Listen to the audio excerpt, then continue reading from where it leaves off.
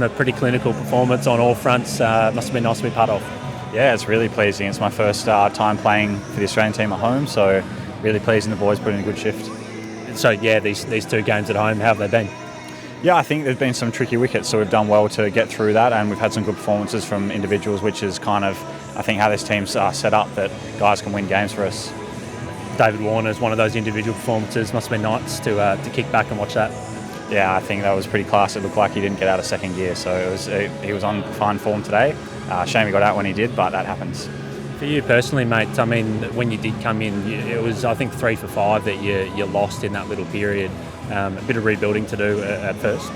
I think so, but it's still, you've got to take the game forward. So at that point, there might have been 8 or 9 overs left, and we had to get a good score on the board because the Gabba can be a good pitch to bat on. So I think rebuilding, but you've just got to show the intent the whole time, and kind of it got a little bit easier once I was in.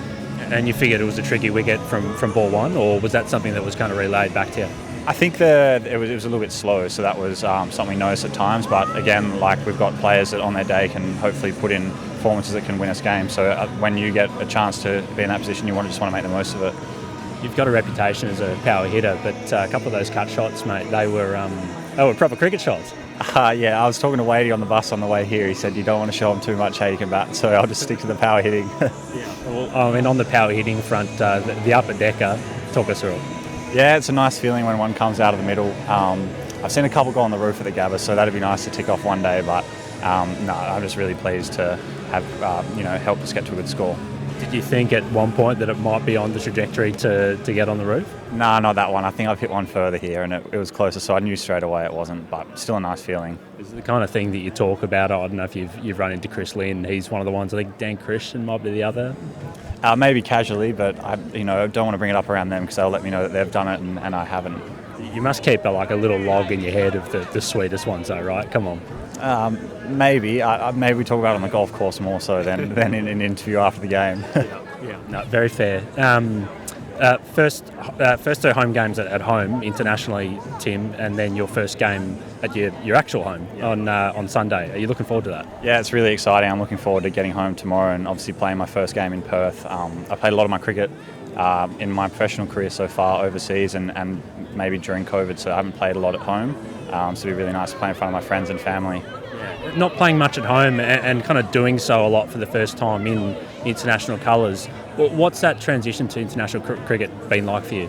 Yeah, obviously I think it's a step up in intensity, but I've been really lucky that I've played against a lot of the guys that are playing in these international teams through various tournaments. So you're under the pump in those tournaments, and it's experience like that that I've been playing over the last 18 months that kind of helps you to back your game plan in the international or in the national team. Yeah, and that step up in intensity, even from the IPL, it's a step up.